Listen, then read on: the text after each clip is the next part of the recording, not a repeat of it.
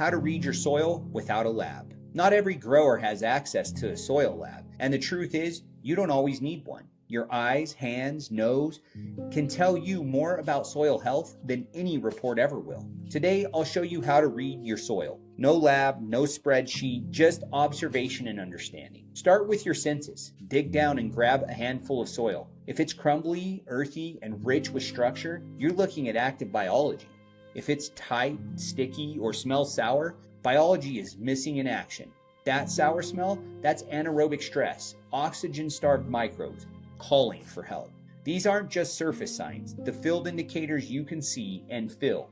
But if you want to go deeper to diagnose exactly which biological functions are missing and how to fix them for good, that's where the Biological Beyond Organic Fundamental Certificate comes in. Inside the course, we teach you how to translate these field signs into biological action using real tools, real diagnostics, and regenerative systems that work with your soil, not against it.